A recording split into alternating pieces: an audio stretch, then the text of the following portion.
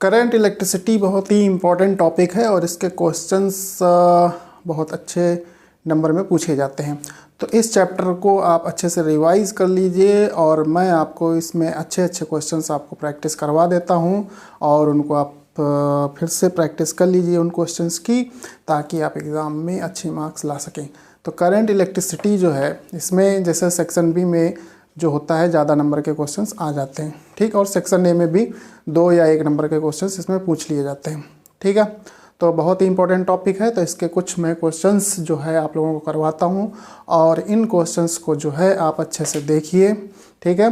तो सारे क्वेश्चंस कोशिश करिए आप देखिए, तो वीडियो को स्किप मत करिएगा क्योंकि बहुत ही इंपॉर्टेंट क्वेश्चंस हैं और इसी तरीके के क्वेश्चंस आपके एग्ज़ाम में पूछे जा सकते हैं, ठीक है।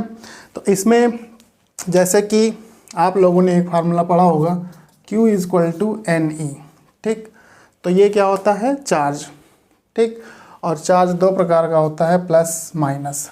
और यहाँ पर E जो होता है इसकी वैल्यू होती है 1.6 × 10⁻⁻19 कूलम और N होता है 1 2 3 एंड सो ऑन, मतलब कितने इलेक्ट्रॉन्स का ट्रांसफ़र हुआ, ठीक। तो ये फार्मूला है, ठीक है। तो इसी पर एक बेस्ड क्वेश्चन है कि जैसे in a conductor 6.25 × 10⁻16 electrons flow from its end A to B, ठीक। तो मान लिया कोई कंडक्टर है, इसमें जो इलेक्ट्रॉन्स फ्लो कर रहे हैं वो कितने इलेक्ट्रॉन्स हैं, 6.25 × 10⁻16 इलेक्ट्रॉन्स हैं, 6.25 × 10⁻16 electrons flow from end A to B। तो इसमें बताना है कि इन 2 second find the current flowing through the conductor, ठीक। तो ये इलेक्ट्रॉन्स A से B तक फ्लो कर रहे हैं 2 सेकेंड में, तो इसमें कितनी करंट फ्लो कर रही है और करंट की डायरेक्शन क्या है, ठीक। तो करंट का फार्मूला क्या होता है, Q/T, यूनिट क्या होती है, एम्पियर, ठीक, या कूलम पर सेकेंड होती है। चार्ज की यूनिट कूलम, टाइम की सेकेंड, तो कूलम पर सेकेंड।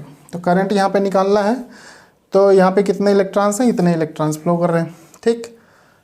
तो चार्ज कैसा निकालेंगे, तो Q = NE से, यहाँ पर Q = NE कर देंगे तो N जो है नंबर ऑफ इलेक्ट्रॉन्स, तो ये 6.25 × 10⁻16 और E की वैल्यू 1.6 × 10⁻19, ठीक है। अब इसको सॉल्व कर लेंगे, ठीक है। तो यहाँ पर जो है ये डेसिमल पॉइंट हटा देंगे, 100 आ जाएगा, यहाँ से ये हटा देंगे, ये 10 आ जाएगा, ठीक। तो 125 से 4 टाइम जाएगा और 625 जो है ये 25 से 25 टाइम जाएगा और 4 16 को 4 टाइम्स और यहाँ 5 से ये 2 टाइम्स, ये 5 और ये 4 2 से गया, ठीक। तो कहने का मतलब ये है, और 10⁻16 और 10⁻⁻19 ये कितना हो जाएगा, 10⁻³ और 5 × 2 10। तो ये जो है ये चार्ज आ गया, ठीक, चार्ज। तो करंट निकालना है, तो करंट क्या होता है, Q/T। तो यहाँ से Q की वैल्यू कितनी है, 10 × 10⁻³ और टाइम 2 सेकेंड, तो कितना आ गया यहाँ पर, 5 × 10⁻³ एम्पियर, या 5 10⁻³ की जगह क्या लिख सकते हैं, मिली, ठीक है। तो ये करंट आ गई 5 मिली एम्पियर। और करंट की जो डायरेक्शन होगी वो डायरेक्शन क्या होगी, देखिए इलेक्ट्रॉन्स फ्लो कर रहे हैं A से B की तरफ, तो करंट की जो डायरेक्शन होगी वो B से A की तरफ होगी, ठीक। करंट का जो डायरेक्शन होता है वो इलेक्ट्रॉन्स के मोशन के अपोजिट लिया जाता है, ये ध्यान रखेंगे, ठीक है। तो ये क्वेश्चन रहा, ठीक है। तो इस तरीके का क्वेश्चन भी 2 नंबर में पूछा जा सकता है, ठीक।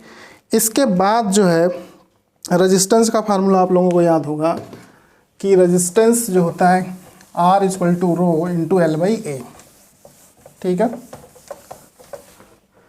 तो रेजिस्टेंस जो होता है R × L/A, रेजिस्टेंस की यूनिट क्या होती है, ओम। और यहाँ पर ये जो है रेजिस्टिविटी है, इसको स्पेसिफिक रेजिस्टेंस भी बोलते हैं, इसकी यूनिट जो होती है वो होती है ओम मीटर। तो ये रेजिस्टेंस का फार्मूला है, ठीक है।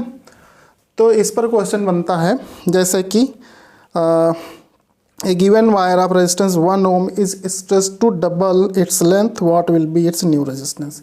एक वायर है जिसका रेजिस्टेंस 1 ohm है और उसको खींचा जाता है और खींच करके उसकी जो लंबाई है वो इनिशियल लेंथ का, मतलब उसकी जो लेंथ है वो इनिशियल लेंथ का ट्वाइस हो जाता है।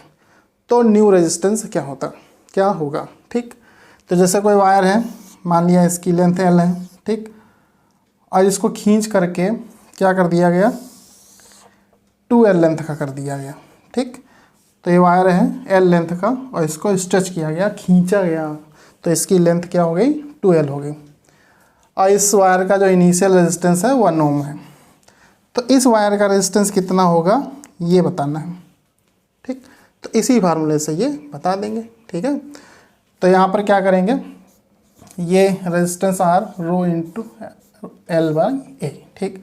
तो R equal to rho into L by a formula लगाया, ये इस वायर के लिए हो गया, ठीक। तो इस वायर का जो रेजिस्टेंस होगा वो क्या हो जाएगा, R डैश रो। तो रेजिस्टिविटी जो होगी वो सेम रहेगी क्योंकि वायर वही है, तो सेम वायर की रेजिस्टिविटी चेंज नहीं होती, क्योंकि रेजिस्टिविटी किस पर डिपेंड करता है, टेम्परेचर और मटेरियल पर डिपेंड करता है, ठीक। तो अगर टेम्परेचर सेम है, वायर के सराउंडिंग जो टेम्परेचर है सेम, यानी वायर का टेम्परेचर सेम है और सेम मटेरियल का वायर है, तो उसकी रेजिस्टिविटी भी क्या रहेगी, सेम रहेगी, ठीक।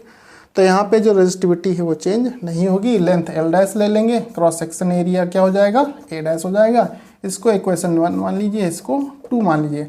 आपको क्या निकालना है, R डैश। तो इक्वेशन 2 को 1 से डिवाइड कर दीजिए, तो R डैश अपॉन R। तो इधर क्या होगा, R डैश को R से डिवाइड करेंगे, इधर इसको इससे डिवाइड कर देंगे, ठीक। तो rho L dash upon A dash rho L upon A, ठीक। इसको जो नाम है इसका रो RHO, ठीक है, RHO रो। तो यहाँ से रो कैंसिल हो जाएगा, तो क्या बचेगा, L dash upon A dash और L बाई A, ठीक है। तो ये यहाँ से जो आ जाएगा R dash upon R, L dash upon A dash into L और इंटू A, ठीक है। ये A जो है इधर आ जाएगा, इसके साथ आ जाएगा, और ये जो है इसके साथ आ जाएगा, ठीक। ये हो गया। अब देखिए वायर खींच करके जो उसकी लंबाई है 2 गुनी कर दी गई है, तो वायर अगर खींचा जाएगा तो क्या होगा, पतला होगा, ठीक। तो उसकी अगर लंबाई डबल कर दी गई है तो उसका जो थिकनेस होगा वो आधा हो जाएगा, मतलब उसका क्रॉस सेक्शन एरिया क्या हो जाएगा, हाफ हो जाएगा। तो यहाँ पर L डैश की जगह क्या रखेंगे, 2L रखेंगे, ठीक, क्योंकि L डैश यहाँ पर कितना है, 2L के बराबर है, तो इसकी जगह 2L।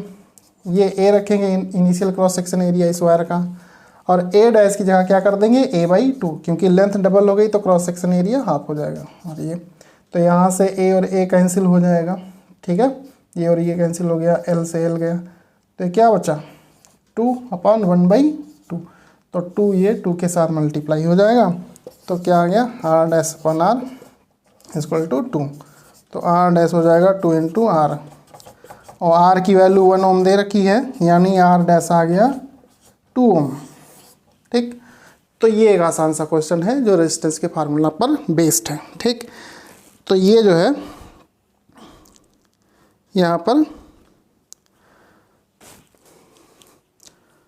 1 मिनट जो चेक कर लीजिएगा, यहाँ पर 4 हो जाएगा, ठीक है। तो यहाँ पे 4 कर लीजिएगा, 2 जो है 2 से मल्टीप्लाई होकर 4 हो जाएगा, ठीक है। 4 इंटू 1 4, ये, ठीक। तो ये रहा, ठीक है, रेजिस्टेंस पर बेस्ड क्वेश्चन। अब इसके अलावा जो है इसी पर और भी बहुत सारे क्वेश्चंस हैं, इसी फार्मूले से हो जाएंगे, ठीक है। तो ये फार्मूला याद रखिएगा और एग्ज़ाम में बहुत ही सावधानी पूर्वक इसको लगाइएगा। वायर अगर खींचा जाएगा तो उसकी थिकनेस कम होगी, ठीक है, इस चीज़ को ध्यान रखेंगे। और वायर अगर कोई लंबा वायर है और उसको फोल्ड करके डबल कर दिया जाता है तो उस केस में उसकी थिकनेस क्या हो जाएगी, बढ़ जाएगी, ठीक है, और लंबाई घट जाएगी। जैसे मान लिया कोई ये वायर है और इसको यहाँ से फोल्ड करके इसको बेंड करके ये ऐसे ला दिया गया, ठीक है। ये तो अब क्या हो गया, पहले लेंथ मान लिया L थी, ये इतनी लेंथ थी L, ठीक। अब इसको फोल्ड करके ऐसे डबल कर दिया गया इस तरीके से, ठीक। तो इसकी लेंथ क्या हो जाएगी, L बाई 2। पहले इसका क्रॉस सेक्शन एरिया A था, अब कितना हो जाएगा, 2A, ठीक। मतलब वायर अगर छोटा कर दिया जाएगा तो उसकी मोटाई बढ़ जाएगी, अगर उसी वायर को खींच दिया जाएगा तो उसकी मोटाई कम हो जाएगी। ठीक है, इस चीज़ को ध्यान रखेंगे। अब ओम्स लॉ पर एक बेस्ड क्वेश्चन है। ओम्स लॉ जो होता है वो क्या होता है कि V/I का जो रेशियो होता है वो R, और ये क्या रहता है, कांस्टेंट रहता है, यानी V/I का रेशियो कांस्टेंट रहना चाहिए। ठीक, तो ओम्स लॉ में एक कंडीशन ये है कि अगर कोई कंडक्टर जिसकी फिजिकल कंडीशन जैसे उसका लेंथ, क्रॉस सेक्शन एरिया और उसका टेम्परेचर चेंज ना किया जाए तो जो potential difference applied across its ends होगा वो उसमें फ्लो होने वाली करंट के डायरेक्टली प्रोपोर्शनल होगा। ठीक है, यानी V directly proportional to I। Proportionality sign हटाएंगे तो R आ जाएगा यहाँ पर कांस्टेंट। ठीक है, ये प्रोपोर्शनलिटी कांस्टेंट कहलाता है, यानी V/I का रेशियो कांस्टेंट रहता है। ये है ओम्स लॉ। ठीक, V=IR, ये ओम्स लॉ सिर्फ नहीं होता है। ठीक, क्योंकि ये तो रेजिस्टेंस निकालने का एक फार्मूला हो गया। V/I, किसी कंडक्टर के क्रॉस कितना वोल्टेज कितना करंट, तो V/I का रेशियो रेजिस्टेंस आ गया। ठीक, तो रेजिस्टेंस कांस्टेंट हो भी सकता है, नहीं भी हो सकता है। ठीक है, लेकिन ओम्स लॉ के अकॉर्डिंग V/I का रेशियो कांस्टेंट होना चाहिए, यानी जो कंडक्टर इस कंडीशन को फॉलो करते हैं, यानी वोल्टेज और करंट का रेशियो कांस्टेंट रहेगा तो वो ओमिक कंडक्टर कहलाएंगे, और जो नहीं फॉलो करेंगे वो नॉन ओमिक कंडक्टर कहलाएंगे। ठीक, यानी वोल्टेज बढ़ाएंगे तो करंट भी बढ़ेगी, वोल्टेज घटाएंगे तो करंट भी घटेगी, यानी V/I का रेशियो कांस्टेंट रहना चाहिए, तो वो क्या कहलाएंगे, ओमिक कंडक्टर। अदरवाइज वो नॉन ओमिक कंडक्टर होंगे। ठीक है, तो जितने भी मेटालिक कंडक्टर्स होते हैं वो ओमिक कंडक्टर कहलाते हैं, और जो नॉन ओमिक के केस में आप जैसे LED का एग्जांपल ले सकते हैं। ठीक, तो इस पर जैसे क्वेश्चन क्या बेस्ड होगा, जैसे मानिए कोई ग्राफ है दे रखा है, तो ये VI ग्राफ है, ये करंट एक्सिस हो गई, ये वोल्टेज एक्सिस हो गई। तो यहाँ पे दो ग्राफ ले लिए गए, ये ग्राफ A है और ये ग्राफ B है। ठीक, तो यहाँ पर जो स्लोप होगा, ठीक, VI ग्राफ का जो स्लोप होगा वो क्या देगा, रेजिस्टेंस। ठीक है, तो स्लोप यहाँ क्या होता है, स्लोप का मतलब होता है कि वो कितना उसका ढलान है। जैसे ये है तो इसका ढलान कम है, और जैसे इसका ये बढ़ता गया तो इसका ढलान क्या है, ज़्यादा है, यानी जो B कंडक्टर का जो ग्राफ है उसका स्लोप ज़्यादा है A की तुलना में। ठीक है, जैसे ये ढलान है इसका कम है, अब ऐसे बढ़ा दें तो इसका ढलान क्या हो गया, ज़्यादा। स्लोप का मतलब ढलान होता है। ठीक है, ये तो ये ज़्यादा स्टीपर है। ठीक, इसका ढलान ज़्यादा है, ये कम है इसका ढलान। ठीक है, तो इसका स्लोप ज़्यादा है, इसका कम है। तो यहाँ पर V देखिए वर्टिकल एक्सिस में है और करंट हॉरिजॉन्टल एक्सिस में है। ठीक, तो जो स्लोप होगा इसमें वो क्या देगा, रेजिस्टेंस देगा। ठीक है, ये याद रखिएगा, जो स्लोप होगा वो क्या देगा, रेजिस्टेंस के बराबर होगा। तो किसका स्लोप अधिक है, B वाले ग्राफ का स्लोप अधिक है, B कंडक्टर का जो ग्राफ है उसका स्लोप अधिक है। ठीक, तो इसका रेजिस्टेंस यहाँ पर अधिक होगा। ठीक है, यानी जो कंडक्टर B है उसका रेजिस्टेंस अधिक होगा। ठीक, तो ये हो गया। अब यहाँ पर इसी ग्राफ को ऐसे भी बना सकते हैं कि जैसे ये हो गई करंट एक्सिस और ये हो गई वोल्टेज एक्सिस, ये आ गया, ये कंडक्टर A है, ये कंडक्टर B है। तो कंडक्टर A के लिए ग्राफ ये है, कंडक्टर B के लिए ग्राफ ये है। तो यहाँ पर ये क्या है, I वर्टिकल एक्सिस में, वोल्टेज हॉरिजॉन्टल एक्सिस में। तो यहाँ पर जो स्लोप होगा, ठीक, वो स्लोप जो होगा किसके बराबर होगा, I/V के बराबर होगा। ठीक है, I/V के बराबर, और ये क्या होगा 1/R। ठीक, यानी जो स्लोप होगा वो रेजिस्टेंस के इन्वर्सली प्रोपोर्शनल होगा, यानी जिस ग्राफ का स्लोप अधिक होगा उसका रेजिस्टेंस कम होगा, और जिस ग्राफ का स्लोप कम होगा उसका रेजिस्टेंस अधिक होगा। तो यहाँ पर देखिए किसका स्लोप अधिक है, तो B कंडक्टर का जो ग्राफ है उसका स्लोप अधिक है। ठीक, तो इसका स्लोप अधिक है, तो यानी कहेंगे कि जो स्लोप है वो B का जो है वो A से अधिक है।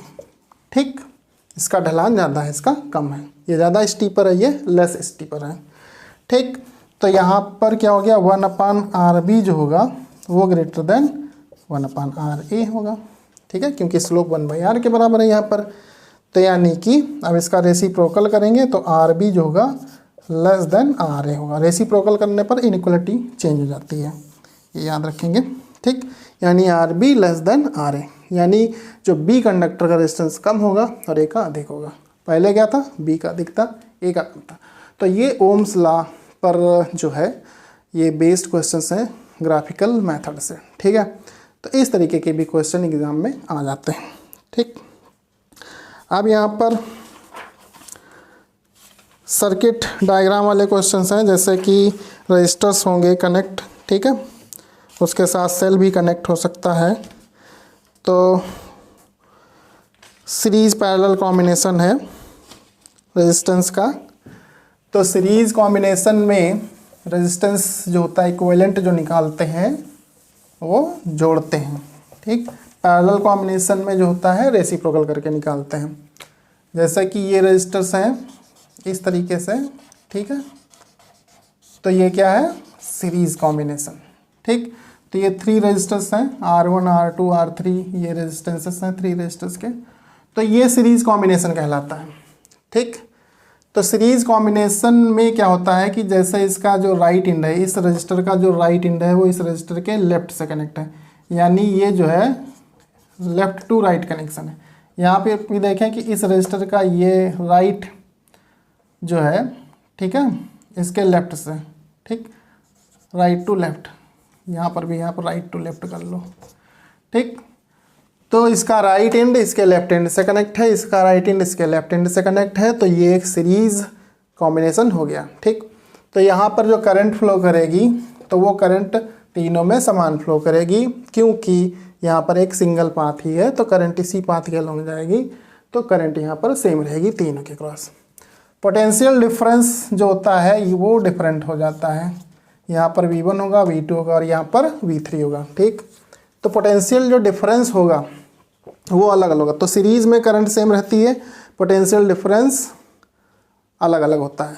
ठीक है, पोटेंशियल डिफरेंस डिवाइड हो जाता है। ठीक, ये चीज़ याद रखेंगे।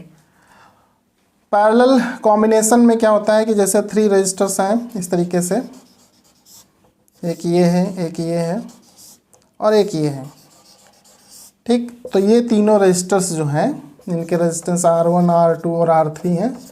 तो यहाँ जो है इसके जो लेफ्ट एंड्स हैं वो एक कॉमन पॉइंट A से कनेक्ट हैं और जो राइट एंड्स हैं वो एक कॉमन पॉइंट B से कनेक्ट हैं।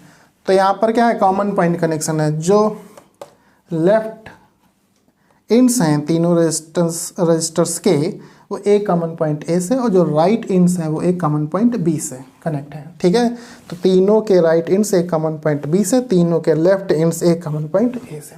तो ये कहलाता है पैरेलल कॉम्बिनेशन। पैरेलल कॉम्बिनेशन में क्या होता है कि अगर ये करंट I जा रही है तो ये करंट डिवाइड हो जाती है, इधर I1 हो जाएगी, इधर I2 हो जाएगी और इधर I3 हो जाएगी। क्यों कि यहाँ पर 3 रास्ते मिल गए करंट को फ्लो होने के लिए, तो 3 डिफरेंट पाथ्स मिल गए। तो इस पाथ के अलॉन्ग करंट I1, इस पाथ के अलॉन्ग I2, जो R2 है इसके थ्रू I2 करंट जाएगी, जो R3 है इसके थ्रू I3 करंट गई। फिर ये तीनों करंट्स यहाँ पर मिलेंगी। ठीक, I1 I2 I3 तीनों मिलेंगी और ये I। ठीक है, यानी I यहाँ पे डिवाइड हुई थी ना, तो तीनों यहाँ पर मिलेंगी, वो I के बराबर हो जाएंगी। पैरेलल कॉम्बिनेशन में क्या समान रहता है, पोटेंशियल डिफरेंस। तीनों ही रजिस्टर्स के अक्रॉस जो है पोटेंशियल डिफरेंस सेम रहेगा, करंट डिफरेंट होगी। ठीक, इस चीज़ को ध्यान रखेंगे क्वेश्चन लगाते वक्त। ठीक है, अब इस पर क्वेश्चन देख लेते हैं। इस तरीके का जो क्वेश्चन है जो सर्किट डायग्राम का, वो तो श्योर पूछा ही जाता है, तो आप इन क्वेश्चंस की तो प्रैक्टिस ज़रूर करिएगा। ठीक है, तो यहाँ पर जैसे कि एक क्वेश्चन ले लिया गया,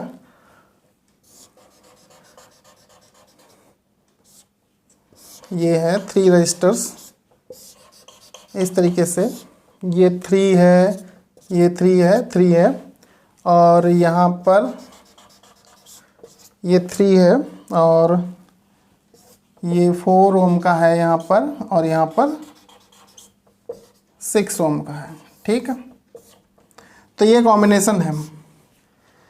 तो 3 resistors of 3 ohm each are connected in this way. फिर ये 3 ओम का ये हुआ एंड 4 and 6 ओम के these 2 resistors are connected in this way. और ये पूरा अरेंजमेंट रहा। अब इसमें बताना है कि इक्विवेलेंट रेजिस्टेंस क्या होगा बिटवीन ए एंड बी। ठीक, तो ए और बी के बीच इक्विवेलेंट रेजिस्टेंस क्या होगा ये बताना है। तो यहाँ पर तीनों क्या है, पैरेलल में है। तो जब तीनों पैरेलल में हैं, यहाँ पे देखिए कॉमन एंड कनेक्शन है, तीनों के लेफ्ट एंड्स जो हैं वो एक कॉमन पॉइंट से और राइट एंड्स एक कॉमन पॉइंट से। तो सबसे पहले हम क्या करेंगे, ये वाला अरेंजमेंट देखेंगे। ठीक है, तो इसमें क्या है, तीनों पैरेलल में है। तो पैरेलल में है तो इसके लिए क्या करेंगे, 1/3 प्लस 1/3 प्लस 1/3, ये 1/r करके निकालेंगे, यही फार्मूला लगाएंगे। तो यहाँ पर कितना हो जाएगा, 3 × 1/3, 1/3 1/3 1/3, 3 बार आया है तो 3 × 1/3 यानी कितना हो गया 1। तो 1/r = 1 यानी r कितना आ गया 1 ओम। तो इस कॉम्बिनेशन का या इस अरेंजमेंट का जो रेजिस्टेंस है वो 1 ओम आया। ठीक, अब इसका देख लेते हैं ये जो है अरेंजमेंट। तो यहाँ पर 4 है 6, ये दोनों क्या हो गए पैरेलल, ये भी हो गए। तो 1/4 प्लस 1/6। ठीक, तो यहाँ पर क्या हो जाएगा 12 LCM आ गया, 3 + 2 5/12। तो r = जो होगा यहाँ से r = कितना हो जाएगा 12/5 यानी कि ये आ जाएगा 2.4। ठीक है, इसको सॉल्व करेंगे तो 2.4 ओम रेजिस्टेंस आ जाएगा यहाँ पर। ठीक, तो इसका आया 1, इसका आया 2.4 और इसका आया 3। तो देखिए ये जो है कॉम्बिनेशन इसके साथ क्या है सीरीज में, और ये है इसके साथ सीरीज में, यानी कि ये तीनों क्या हो गए आपस में सीरीज में। तो इनको क्या कर देंगे, जोड़ देंगे यहाँ पर। ठीक, ये आप ऐसे समझ सकते हैं कि इस कॉम्बिनेशन का आपने रेजिस्टेंस निकाला 1 ओम, तो इसकी जगह पर आप एक सिंगल रजिस्टर यहाँ पर प्लेस कर दीजिए, उसका रेजिस्टेंस लिख दीजिए 1 ओम। ठीक है, इस कॉम्बिनेशन का रेजिस्टेंस कितना निकला 1 ओम। तो इस पूरे कॉम्बिनेशन की जगह एक सिंगल रजिस्टर जो कि इक्विवेलेंट रजिस्टर कहलाएगा इन तीनों का, और उसका रेजिस्टेंस इक्विवेलेंट रेजिस्टेंस जो निकाला है 1।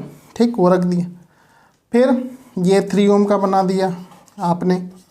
इसके बाद इस कॉम्बिनेशन का जो रेजिस्टेंस निकला 2.4, तो इस कॉम्बिनेशन की जगह पर एक सिंगल रजिस्टर यहाँ पे लगा दिया मैंने।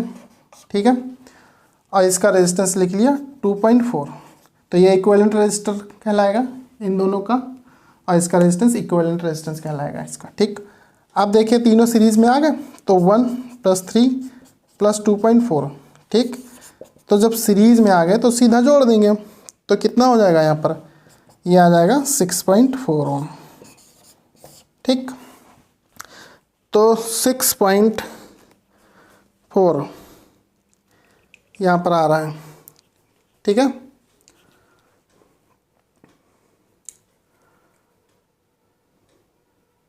ठीक है, तो ये हो गया आपका। ठीक, तो इस तरीके का जो है क्वेश्चन एग्ज़ाम में सर्किट डायग्राम वाला पूछा जा सकता है, तो इनकी बहुत प्रैक्टिस करिएगा। बिल्कुल ऐसा क्वेश्चन आपका सेक्शन बी में तो आएगा ही आएगा। ठीक है, अब इसी तरीके से और भी बहुत सारे क्वेश्चंस हैं। ठीक, तो यहाँ पर कुछ सेल टाइप के क्वेश्चन है, सेल वाला कोई क्वेश्चन यहाँ पर ये है एक,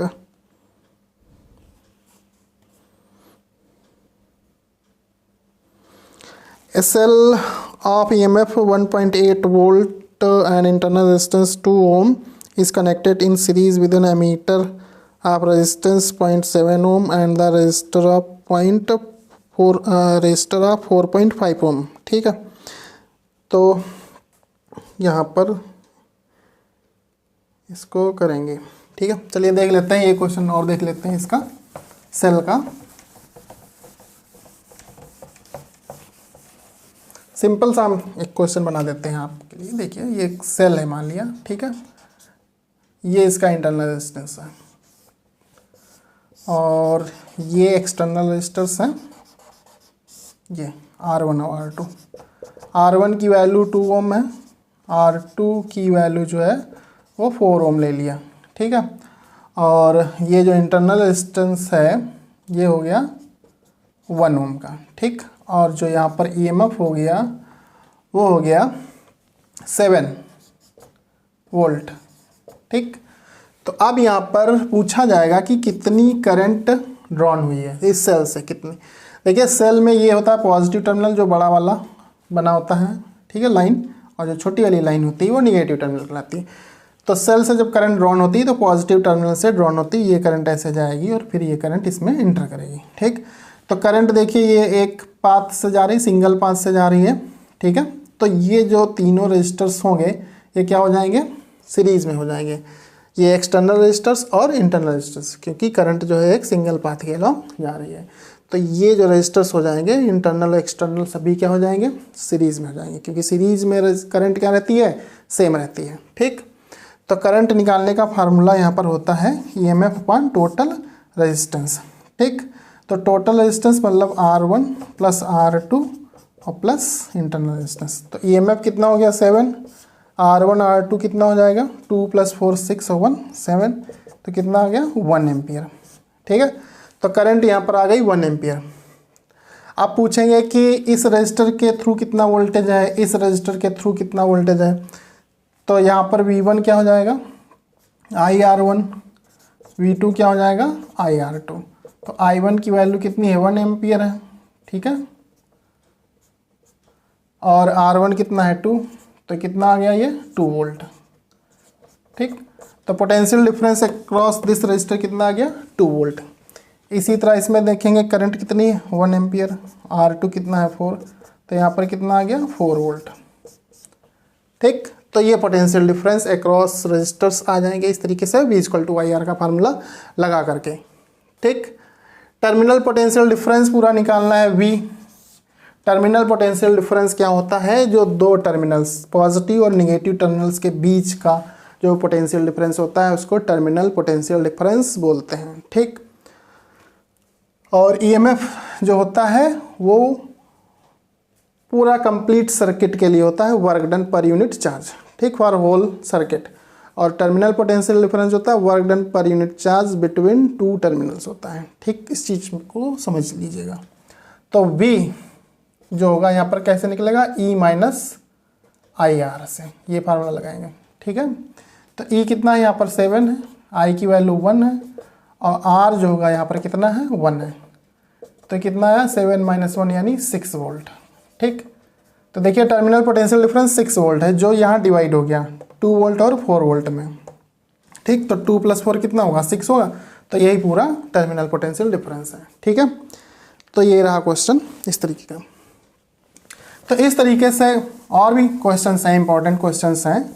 तो मैंने कुछ क्वेश्चंस आपको कराए हैं करंट इलेक्ट्रिसिटी में ये, ठीक। इसी प्रकार और भी बहुत से क्वेश्चंस हैं, तो लगा लीजिएगा आप लोग, प्रैक्टिस ज़रूर करिएगा इस चैप्टर में, क्योंकि सर्तियाँ इसमें जो है क्वेश्चंस एग्ज़ाम में पूछे जाते हैं और ज़्यादा नंबर में ही क्वेश्चंस पूछे जाते हैं, ठीक। सेक्शन B में जो ज़्यादा मार्क्स के क्वेश्चन बनते हैं उसमें करंट इलेक्ट्रिसिटी के क्वेश्चंस ज़रूर आते हैं, ठीक। तो ज़रूर प्रैक्टिस करिएगा, अच्छे से तैयारी करिएगा और बढ़िया एग्ज़ाम में करिएगा, ठीक।